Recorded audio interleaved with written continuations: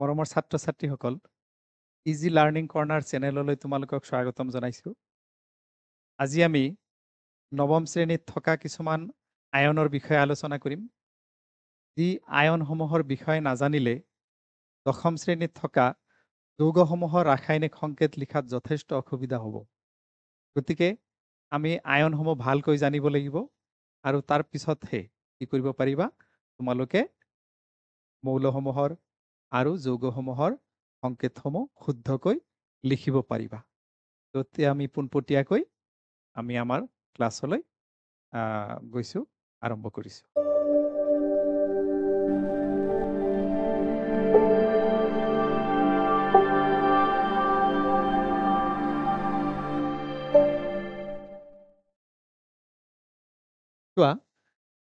কিছুমান আয়নৰ নাম আৰু চিহ্নসমূহ। ধাতৱীয় আয়ন আছে, অধাতৱীয় আয়ন আছে আৰু বহুপাৰমাণৱিক আয়ন আছে। প্ৰথমতে আমি ধাতৱীয় আয়নসমূহৰ বিষয়ে আলোচনা কৰিম। আৰু এটা কথা, ইয়াতে যিখিনি আয়ন আছে, মৌলৰেই হওক বা বহুপাৰমাণৱিক আয়নেই হওক, গোটেইখিনিৰ যোজ্যতা কিন্তু 1। সোডিয়াম ধাতু, পটাছিয়াম ধাতু, সিলভাৰ ধাতু, কপাৰ ধাতু, আমি জানো ধাতুসমূহে কি কৰে, সদায় ইলেক্ট্ৰন ত্যাগ কৰি ধনাত্মক আয়ন গঠন কৰে। সোডিয়ামৰ বাহিৰৰ খোলাত এটা ইলেক্ট্ৰন থাকে,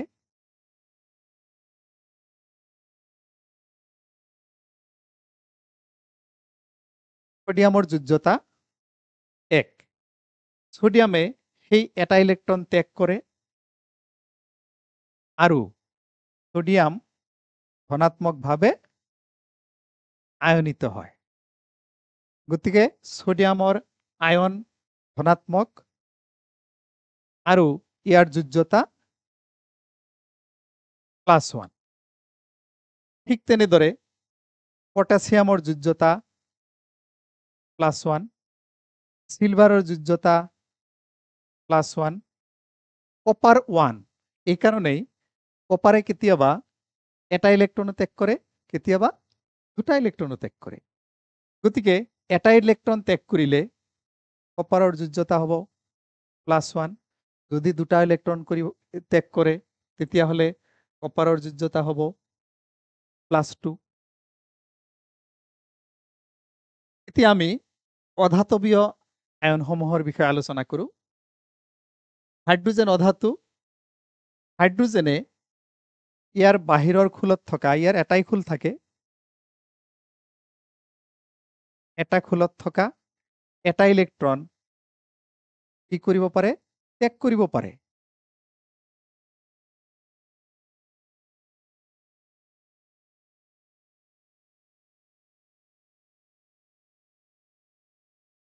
আৰু ই ধনাত্মকভাৱে আয়নিত হয়, ধনাত্মক আয়ন গঠন কৰে।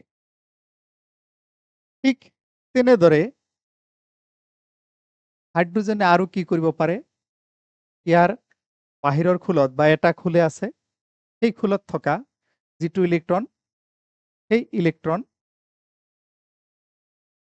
যেহেতু এটা ইলেক্ট্ৰনই আছে, আৰু এটা ইলেক্ট্ৰন ই আন মৌলৰ পৰাও আনিব পাৰে, আৰু তেতিয়া হাইড্ৰোজেন ঋণাত্মকভাৱে আয়নিত হয়। এই ক্ষেত্ৰত ধনাত্মকভাৱে আয়নিত হৈছে, গতিকে যোজ্যতা +1। ঋণাত্মকভাৱে আয়নিত হৈছে, গতিকে যোজ্যতা -1। ক্লোৰিন, ব্ৰোমিন, আয়োডিন এইসমূহ হ'ল অধাতু।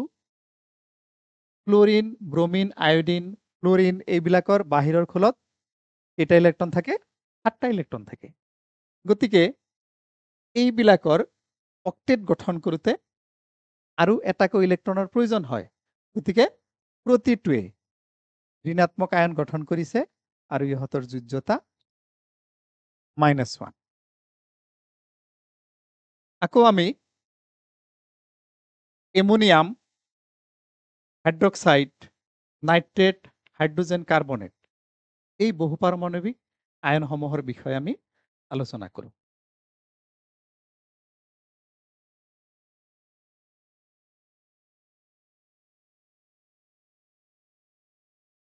চোৱা তোমালোকে এমোনিয়ামটো আহিছে এমোনিয়াৰ পৰা। এইটো হৈছে এমোনিয়া NH3। লুইছৰ গঠন যদি আমি আলোচনা কৰোঁ তেতিয়াহ'লে আমি এনে ধৰণৰ গঠন পাম। মাজতে নাইট্ৰজেন আৰু তিনিটা বান্ধনীৰে, যিহেতু নাইট্ৰজেনৰ বাহিৰৰ খোলত 5টা ইলেক্ট্ৰন থাকে, 8টা ইলেক্ট্ৰন হ'বলৈ নাইট্ৰজেনক আৰু 3টা ইলেক্ট্ৰনৰ প্ৰয়োজন হয়। আৰু সেই 3টা ইলেক্ট্ৰন কি কৰে? 3টা হাইড্ৰজেনৰ পৰা নাইট্ৰজেনে গ্ৰহণ কৰে আৰু অক্টেট গঠন কৰে। এতিয়া এই এমোনিয়া উদাসীন যৌগ। যেতিয়া আমি আৰু এটা হাইড্ৰোজেন এমোনিয়াত যোগ কৰি দিম, তেতিয়াহ'লে কি হ'ব চোৱা।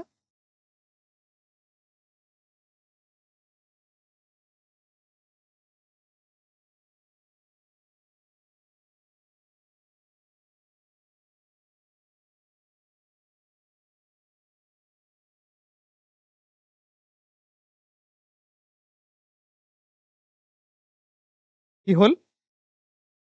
এমোনিয়া NH3 আৰু এটা হাইড্ৰোজেন আমি যোগ কৰিলো। যোগ কৰিলে NH4 হৈ গ'ল। কিন্তু যেহেতু এমোনিয়া উদাসীন, তাতে আৰু এটা হাইড্ৰোজেন আমি জোৰ কৰি দিছো, তেতিয়াহ'লে হাইড্ৰোজেনৰ কি কৰিব?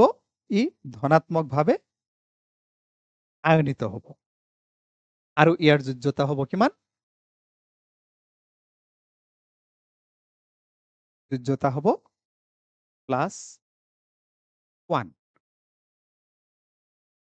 ঠিক তেনেদৰে আমি হাইড্ৰাইডৰ বিষয়ে যদি আলোচনা কৰোঁ, তেতিয়াহ'লে আমি দেখা পাওঁ যে হাইড্ৰাইডটো একচুৱেলি আহিছে ক'ৰ পৰা?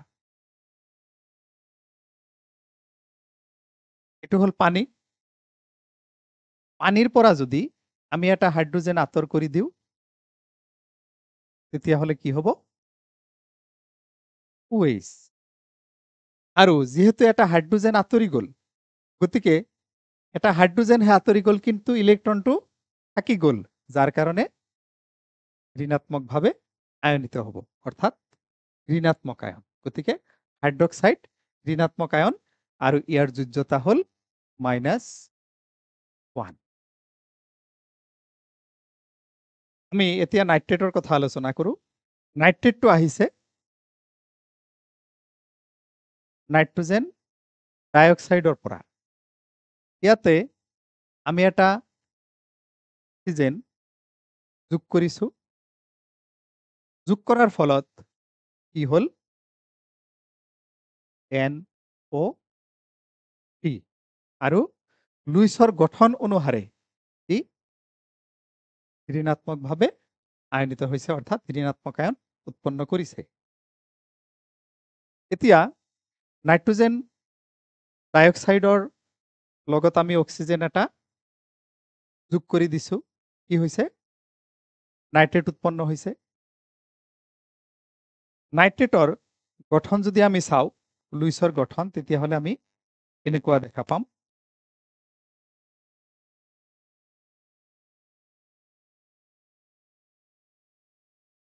এখিনি ধনাত্মক, ঋণাত্মক, ঋণাত্মক। এটা ধনাত্মক, আন এটা ঋণাত্মক, এই দুটাক একেলগ হলে উদাসীন হ'ব আৰু এটা ঋণাত্মক থাকি যাব। তেতিয়াহ'লে এটা ঋণাত্মক মানে ই ঋণাত্মক আয়ন গঠন কৰিব আৰু ইয়াৰ যোজ্যতা হ'ব -1।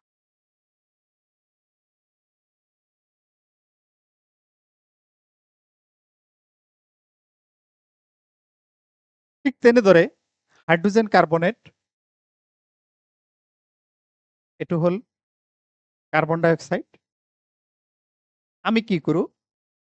কাৰ্বন ডাইঅক্সাইডৰ লগত এটা অক্সিজেন যোগ কৰি দিলো। তেতিয়া হল CO3 আৰু 2 মাইনাছ, কিয়নো অক্সিজেনৰ যোজ্যতা -2, সেই যোজ্যতাটো ইয়াতে আহিল, অৰ্থাৎ ঋণাত্মক আয়ন গঠন কৰিলে -2ৰে সৈতে। এতিয়া ইয়াতে আকৌ যদি আমি এটা হাইড্ৰোজেন যোগ কৰি দিওঁ, তেতিয়াহ'লে কি হ'ব? হাইড্ৰোজেন ধনাত্মকভাৱেও আয়নিত হয়, আমি পাইছোঁ। তেতিয়াহ'লে ইয়াতে দুটা ঋণাত্মক আয়ন আছে আৰু হাইড্ৰোজেনৰ এটা ধনাত্মক আয়ন। গতিকে কি হ'ব?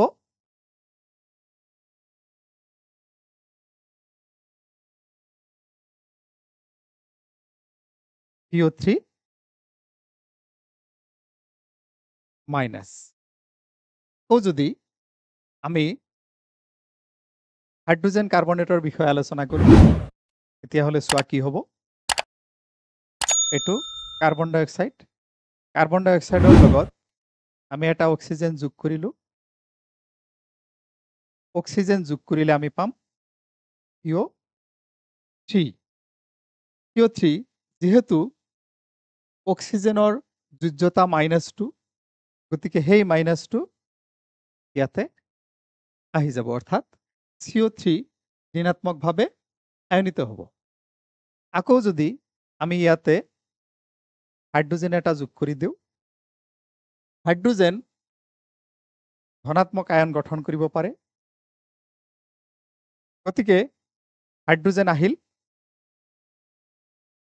CO3 আহিল, আৰু ইয়াৰে যোজ্যতা -2 আৰু হাইড্ৰোজেনৰ যোজ্যতা +1, গতিকে প্লাছ মাইনাছ কৰি কি থাকিব? -1, বা আমি এটা মাইনাছ বুলি লিখিব পাৰোঁ।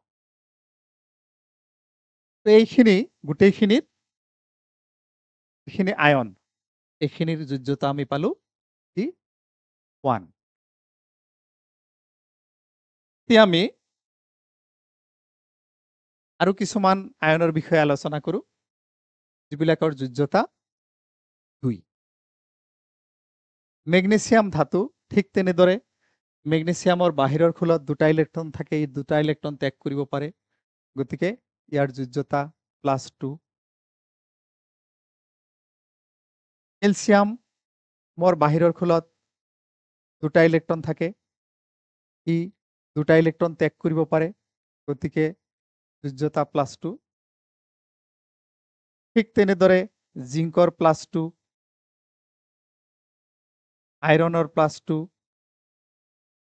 আইৰনে কেতিয়াবা দুটা ইলেক্ট্ৰন ত্যাগ কৰিব পাৰে, কেতিয়াবা তিনিটা ইলেক্ট্ৰনো ত্যাগ কৰিব পাৰে, গতিকে আইৰণৰ যোজ্যতা কেতিয়াবা 2 হয়, কেতিয়াবা 3ও হয়।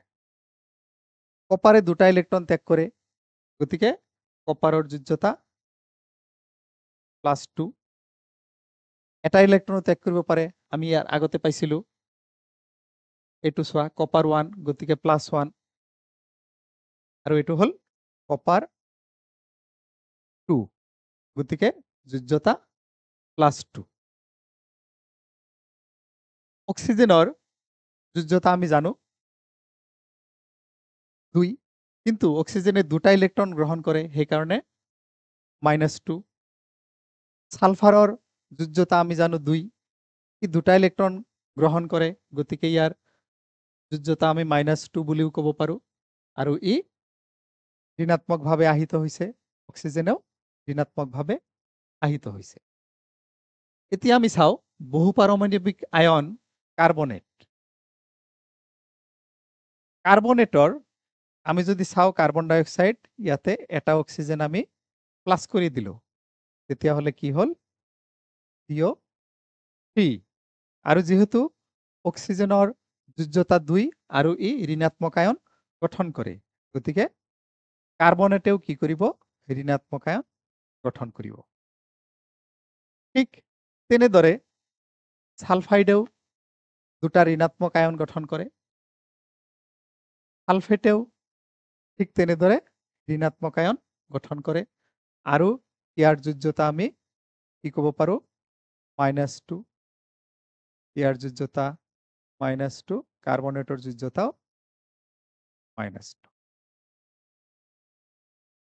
এইখিনি তোমালোকে নিশ্চয় বুজিব পাৰিছা। মোৰ অনুমান হৈছে তোমালোকৰ কোনো খোকোজা নাই। আৰু তেতিয়াহ'লে আমি পিছৰ স্লাইডলৈ আগবাঢ়ি গৈছো। ইয়াতে চোৱা, কিছুমান মৌলৰ যোজ্যতা 3, 4ও থাকে। এলুমিনিয়ামৰ বাহিৰৰ খোলত থকা ইলেক্ট্ৰনৰ পৰা এই 3টা ইলেক্ট্ৰন ত্যাগ কৰিব পাৰে, যোজ্যতা 3।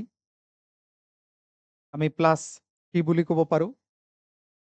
আইৰন 3, যেহেতু আইৰন 3 একাৰণে কোৱা হৈছে, আইৰনে 2টা ইলেক্ট্ৰন ত্যাগ কৰিব পাৰে, তেতিয়াহ'লে আইৰন 2।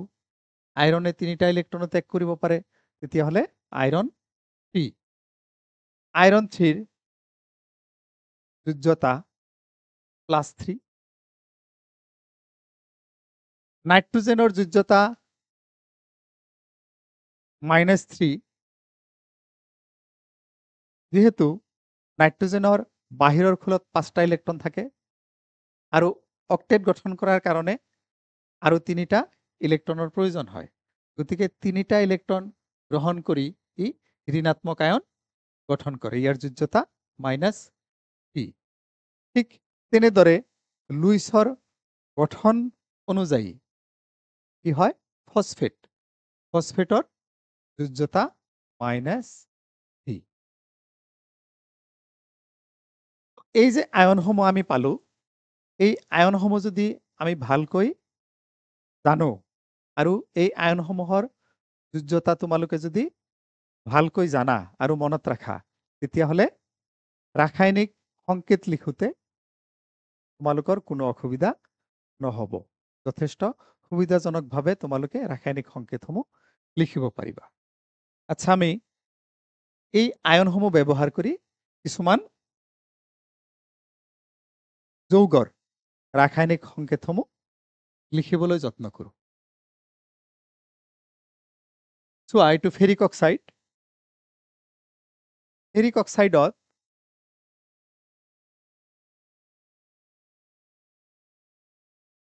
আইৰনৰ যোজ্যতা 3, অক্সিজেনৰ যোজ্যতা 2। এইটো যদি আমি ক্ৰস কৰি দিওঁ, তেতিয়াহ'লে কি পাম? Fe2O3, ferric oxide. Barium chloride,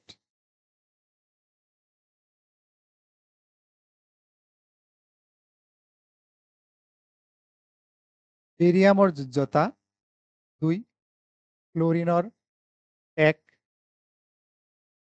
আমি ক্ৰস কৰি দিলো, বেরিয়াম 1, ক্লোরিন 2। কিন্তু 1, 2 আমি নিলিখো, এইটো কেতিয়াও লিখিব নালাগে, গতিকে 1, 2 মুছি দিলে কি থাকিব? BaCl2। এলুমিনিয়াম সালফেট, চোৱা, এলুমিনিয়ামৰ যোজ্যতা আমি কি পাইছিলো? 3। আৰু সালফেটৰ যোজ্যতা আমি কি পাইছিলো? 2, -2। সালফেটৰ -2, এলুমিনিয়ামৰ +3। এতিয়া আমি ক্ৰস কৰি দিওঁ,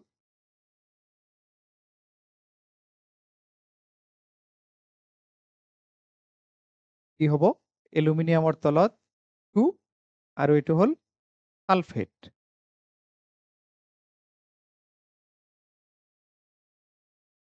ইয়াতে 3। আমাৰ ৰাসায়নিক সংকেত লিখা কিমান সহজভাৱে হৈ গ'ল।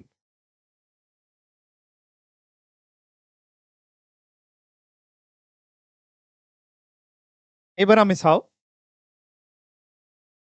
বেৰিয়াম সালফেট,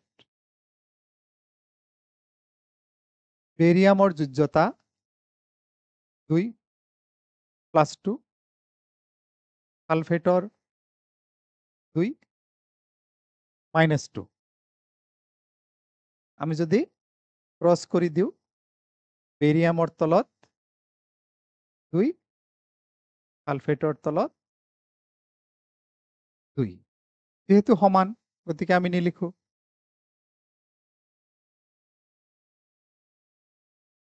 বেৰিয়াম ছালফেটৰ সংকেত হৈ গ'ল।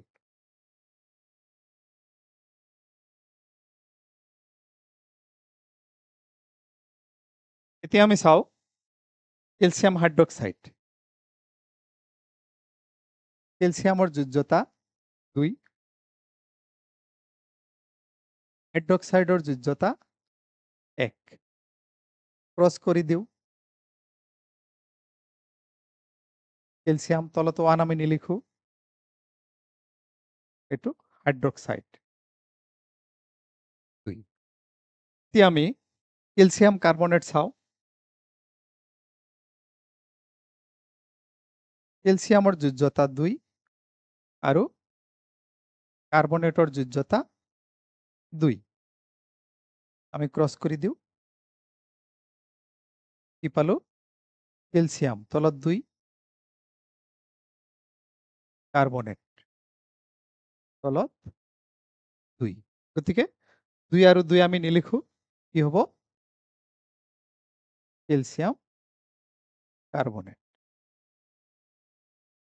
তো চোৱা আমি কিমান সহজভাৱে কি কৰিব পাৰো, যৌগসমূহৰ ৰাসায়নিক সংকেতসমূহ লিখিব পাৰো। আমি আৰু 2-এটা উদাহৰণ চাওঁ, বাকী কিছুমান তোমালোকে ঘৰত নিজে ট্ৰাই কৰিবা। এইটো ফেৰাছ সালফেট, আইৰণৰ যোজ্যতা 2, 3ও হয় আমি পাইছিলো। যেহেতু ফেৰাছ আৰু ফেৰিক যদি যোজ্যতা যিটো নিম্নতম যোজ্যতা, সেই যোজ্যতা যেতিয়া প্ৰয়োগ হ'ব সেইটো আচ হ'ব, তেতিয়া মানে ফেৰ যোগ আচ ফেৰাছ। আৰু যেতিয়া উচ্চতম যোজ্যতা যোগ হ'ব, ধৰা আইৰণৰ যোজ্যতা 2 হলে ফেৰাছ, যদি 3 হয় তেতিয়া হ'ব ফেৰিক। এনেদৰে নামাকৰণসমূহ হয়। গতিকে আইৰণৰ যোজ্যতা 2 আৰু সালফেটৰ যোজ্যতা 2। আমি ক্রস করে দিল। Iron 2, sulphate 2। 2 আমি নিলিখো, গতিকে এইটো হৈ গ'ল ফেরাস সালফেট। ঠিক তেনেদৰে লেড নাইট্ৰেট,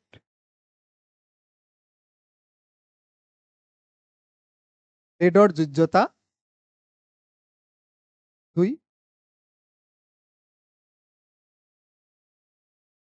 নাইট্ৰেটৰ যোজ্যতা 1। আমি ক্ৰস কৰে দিও। লেডৰ তলত 1 আহিব, আমি নিলিখো। নাইট্ৰেটৰ তলত 2 আহিব। ঠিক তেনেদৰে সোডিয়াম সালফেট, সোডিয়ামৰ যোজ্যতা 1, সালফেটৰ 2। গতিকে সোডিয়ামৰ 1টো সালফেটৰ তলত আহিছে, নিলিখো। আৰু সালফেটৰটো সোডিয়ামৰ তলত আহিছে। এইদৰে সিলভাৰৰ যোজ্যতা 1, নাইট্ৰেটৰ 1, গতিকে 1 আমি নিলিখো। এইটো নাইট্ৰিক এসিড, হাইড্ৰোজেনৰ যোজ্যতা 1, নাইট্ৰেটৰ 1, নিলিখো। সালফিউৰিক এসিড, হাইড্ৰোজেনৰ 1, এফালে 1 লিখাৰ দৰকাৰ নাই। সালফেটৰ 2, হাইড্ৰোজেনৰ তলত লিখা হৈছে। হাইড্ৰোক্লোৰিক এসিডত হাইড্ৰোজেনৰ যোজ্যতা 1, ক্লোৰিনৰ 1, 1 লিখিব নালাগে। গতিকে আমি চালো যে এই আয়নসমূহ যিখিনি নৱম শ্ৰেণীত খুব ধুনীয়াকে দিয়া আছিল, সেই আয়নসমূহৰ বিষয়ে যদি আমি খুব ভালকৈ জানো, তেতিয়াহ'লে কি হয়, ৰাসায়নিক সংকেতসমূহ লিখাত যথেষ্ট সুবিধা হয়। গতিকে তোমালোকে কি কৰিবা, এই যিখিনি মই ইতিমধ্যে দেখালো, তোমালোকৰ লগত আলোচনা কৰিলো, সেই আয়নসমূহৰ নাম, ৰাসায়নিক সংকেত আৰু যোজ্যতা ভালকৈ মনত ৰাখিবা, আৰু তেতিয়াহ'লে তোমালোকৰ কি হ'ব, যৌগসমূহৰ ৰাসায়নিক সংকেত লিখাত যথেষ্ট সুবিধা হ'ব। তো মৰমৰ ছাত্ৰ ছাত্ৰীসকল, আজি যিখিনি আলোচনা কৰিলো, এইখিনি আলোচনা যদি তোমালোকৰ ভাল লাগিছে, ক্লাছটো যদি ভাল লাগিছে, তেতিয়াহ'লে আমাৰ চেনেল ইজি লাৰ্ণিং কৰ্ণাৰ তোমালোকে লাইক কৰিবা, শ্বেয়াৰ কৰিবা আৰু সাবস্ক্ৰাইব কৰিবা বুলি আশা থাকিল। পুনৰাই তোমালোকক ধন্যবাদ জনাই আজিলৈ ইমানতেই সামৰিছোঁ।